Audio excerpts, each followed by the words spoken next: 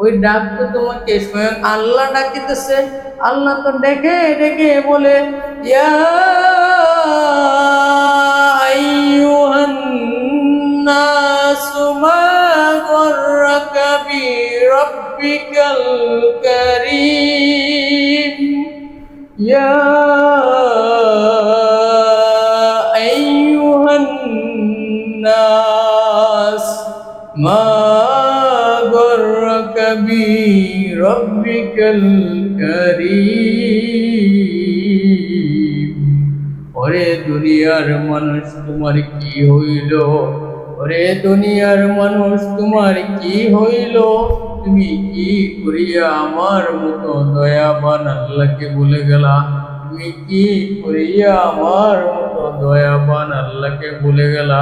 ওরে মেরা দোস্ত বুজুর্গ, ওই রব কোন রব শুনি? ওই রব কোন রব জানছো রে বাবা? ওই রব তো ওই রব, যে রব দুনিয়াদের মালিক, দুনিয়ার মালিক, আখিরাতের মালিক, জান্নাতের মালিক, জাহান্নামের মালিক, আমার তোমার আমাদের সবার মালিক। ওই রব্বে কারীম, যিনি হাসরের মালিক, বিচার দিবসের মালিক রে বাবা। ওই আল্লাহ তোমাকে ডেকে ডেকে বলতেছে, ইয়া আইয়ুহান নাস মা গররাকা বিরাব্বিকাল কারীম। ওরে বান্দা, তোমার কি হইল? তুমি কি করে আমার মতো দয়াবান আল্লাহকে ভুলে গেলা? নাহমাদুহু ওয়া সাল্লাল্লাহু আলা রাসূলিল কারীম, আম্মা বা'দ। আউযু বিল্লাহি মিনাশ শাইতানির রাজীম। বিসমিল্লাহির রহমানির রহিম। প্রিয় মেরা দোস্ত বুজুর্গ, আল্লাহ সুবহানাহু ওয়া তাআলা আমাকে, আপনাকে, আমাদের সকলকে আল্লাহ তাআলার নিয়ামতের শুকরিয়া আদায় করে আল্লাহ তাআলার সম্পর্কে কিছু কথা বলার এবং শোনার তৌফিক দিয়েছেন। সেই জন্য আমরা সবাই মন থেকে শুকরিয়া আদায় করে বলি আলহামদুলিল্লাহ। আল্লাহ তাআলা পবিত্র কোরআনে ইরশাদ করেন, লাইন শাকারতুম লাযীদান্নাকুম ওয়া লাইন কাফারতুম ইন্না আযাবি লাশাদীদ। আল্লাহ তাআলা বলেন, লাইন শাকারতুম লাযীদান্নাকুম ওয়া লাইন কাফারতুম ইন্না আযাবি লাশাদীদ। যে ব্যক্তি আমার নিয়ামত পেয়ে নিয়ামতের শুকরিয়া আদায় করলো, আমি আল্লাহ তার নিয়ামত বাড়াইয়া দে। যে ব্যক্তি নিয়ামত পেয়ে নিয়ামতের শুকরিয়া আদায় করলো না, আমি আল্লাহ তাকে কঠিন আযাবে গ্রেফতার করিব।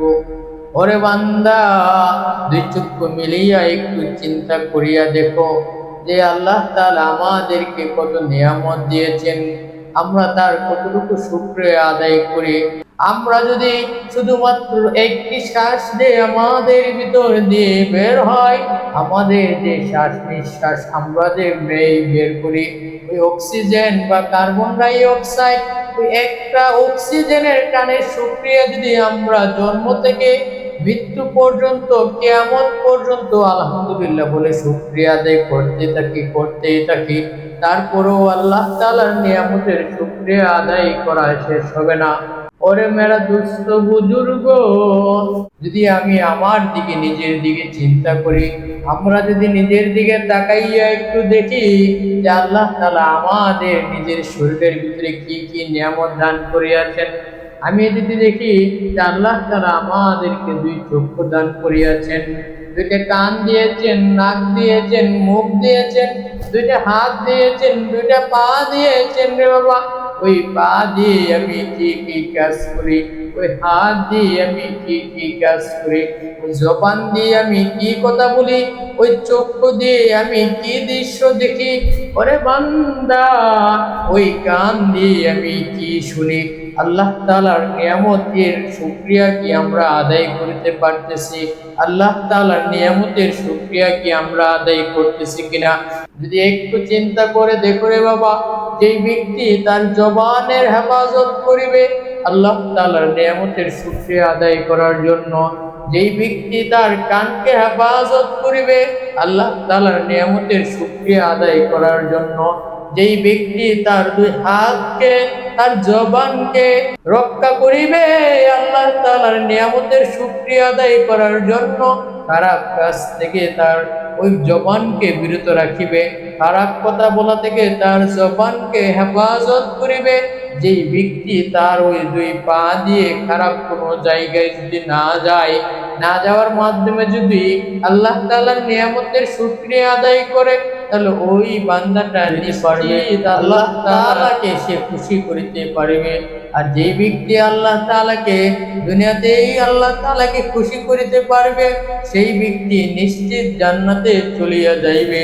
ওরে বান্দা, তুমি যদি আল্লাহ তাআলার দেওয়া চোখ, আল্লাহ তাআলার দেওয়া নাক, মুখ, কান, হাত, পা দিয়ে যদি আল্লাহ তাআলার শুকরিয়া আদায় না করো, বিভিন্ন গুনাহের কাজে লিপ্ত হইয়া যাও, তাহলে কপালে তুমি লিখিয়া রাখো রে বাবা, মৃত্যুর পরে তোমার ঠিকানা হবে জাহান্নাম।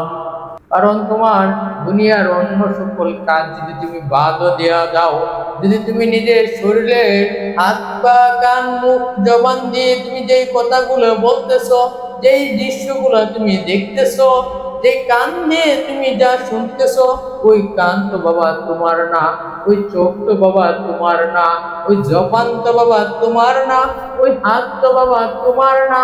যদি তোমার ওই চক্ষুটা যদি তোমার হইতো, তাহলে 60 বছরের পরে তোমার চোখের জ্যোতি কমে হইতো না বাবা, কমে যাইতো না রে বাবা।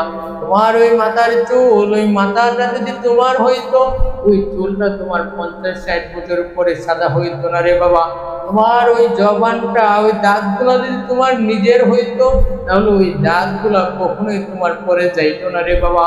ওরে বন্ধু, ওই দেহটা যদি তোমার হইতো রে বাবা, 50-60 বছর পরে ওই দেহর চামড়া কখনো ঢিলা হইতো না রে বাবা। যদি একটু চিন্তা করিয়া দেখো, আমি কি কারণে দুনিয়াতে আসিলাম, কি কারণে আসিলাম, কোথায় আবার যাব, কেনই বা আবার যাব, কেন আমি এখন এখানেই আছি, এই বিষয়গুলা যদি একটু চিন্তা করো, তাহলে দেখিবা আল্লাহ তাআলা তোমাকে অনেক খারাপ কাজ থেকে হেফাজত করিবে রে বান্দা। মুয়াজ্জিন সাহেব যখন ডেকে ডেকে বলে, হাইয়া আলাস সালাহ, হাইয়া আলাল ফালাহ, ওরে বান্দা তুমি কল্যাণের জন্য আসো, তুমি সফলতার জন্য আসো। কিন্তু তুমি তখন যদি তুমি তোমার কাজে ব্যস্ত থাকো, ওই সময় যদি তুমি ওই মুয়াজ্জিনের ডাকে সাড়া না দিও, ওই ডাক তো মুয়াজ্জিনের ডাক না রে বাবা, ওই ডাক তো তোমাকে স্বয়ং আল্লাহ ডাকিতেছে। আল্লাহ তো ডেকে ডেকে বলে, ইয়া আইয়ুহান নাসু মা গররাকা বিরাব্বিকাল কারীম, ইয়া আইয়ুহান নাস মা গররাকা বিরাব্বিকাল কারীম। ওরে দুনিয়ার মানুষ তোমার কি হইল, ওরে দুনিয়ার মানুষ তোমার কি হইল, তুমি কি করিয়া আমার মতো দয়াবান আল্লাহকে ভুলে গেলা, তুমি কি করিয়া আমার মতো দয়াবান আল্লাহকে ভুলে গেলা। ওরে মেরা দোস্ত বুজুর্গ, ওই রব কোন রব শুনি, ওই রব কোন রব জানছুন রে বাবা। ওই রব তো ওই রব, যেই রব দুনিয়াতের মালিক, দুনিয়ার মালিক, আখিরাতের মালিক, জান্নাতের মালিক, জাহান্নামের মালিক, আমার তোমার আমাদের সবার মালিক, ওই রব্বে কারীম, যিনি হাসরের মালিক, বিচার দিবসের মালিক রে বাবা। ওই আল্লাহ তোমাকে ডেকে ডেকে বলতেছে, ইয়া আইয়ুহান নাস মা গররাকা বিরাব্বিকাল কারীম। ওরে বান্দা, তোমার কি হইল, তুমি কি করে আমার মতো দয়াবান আল্লাহকে ভুলে গেলা। ওরে বান্দা, বান্দা যখন আল্লাহকে ডাকে, আল্লাহ তখন বলে, ওরে বান্দা তুমি চাও, তুমি কি চাইবে আমার কাছে, তুমি চাও, আমি তোমাকে দেওয়ার জন্য বসে আছি। রাত্র যখন গভীর হয় আল্লাহ তাআলা প্রথম আসমানে এসে আমাদের প্রত্যেকে ডাকে, ওরে বান্দা তোমরা কে আছো, পেরেশানিতে আছো, আমার কাছে বলো, আমি তোমাদের পেরেশানি দূর করিয়া দিব। তোমরা কে অভাবে আছো, আমাকে বলো, আমি তোমাদের অভাব দূর করিয়া দিব। তোমরা কে অসুস্থ আছো, আমার কাছে বলো, আমি তোমাদের সেবা দান করিব। আল্লাহ তাআলা আমাদেরকে গভীর রাতে ডেকে ডেকে বলে, আর আমরা ওই সময় বিভিন্ন কাজে বিভিন্ন গুনাহে লিপ্ত হয়ে যায়, বিভিন্ন কাজে বিভিন্ন গুনাহে লিপ্ত হয়ে থাকি, অথবা ঘুমিয়ে থাকি রে বাবা। আল্লাহ তাআলার ওই ডাকে আমরা সাড়া দিতে পারি না। এই ব্যক্তি ওই সময় আল্লাহর ডাকে সাড়া দিয়ে হাজির হয়ে 2 রাকাত নামাজ আদায় করে আল্লাহ তাআলার কাছে 2 হাতটা তুলে দোয়া করে, এ আল্লাহ,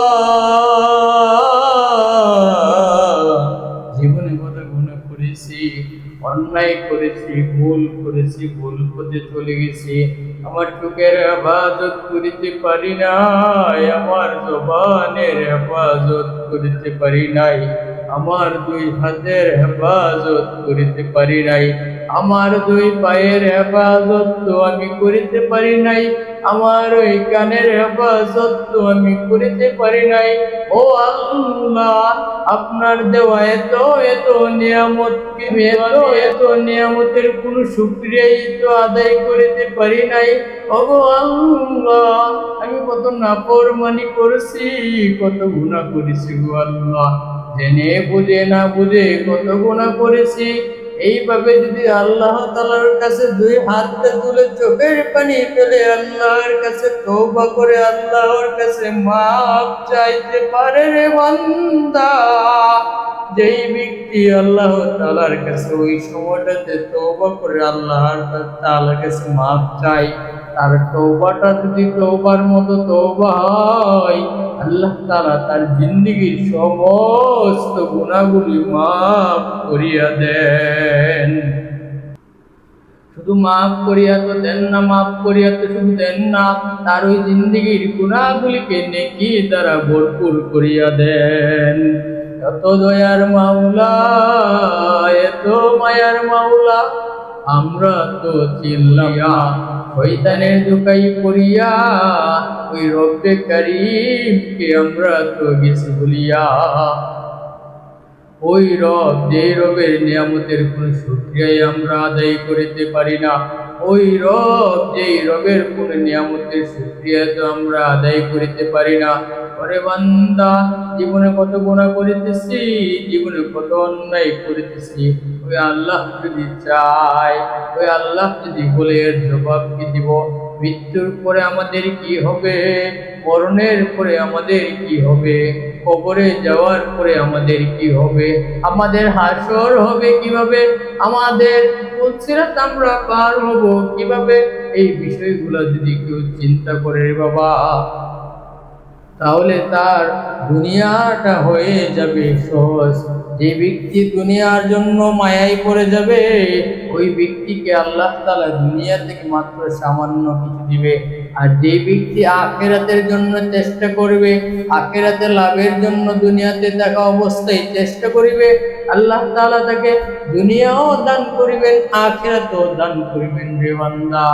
ওরে বান্দা, আল্লাহ তাআলার নিয়ামতের শুকরিয়া আমরা কিভাবে আদায় করিব আমরা তো জানি না, কারণ আমরা এত এত ভুল করেছি, এত এত অন্যায় করেছি, সঠিক কোনটা ভুল কোনটা আমরা তো এখন বুঝতেই পারি না। ওই বুঝার ক্ষমতাটাই তো আমাদের এখন নাই রে বাবা।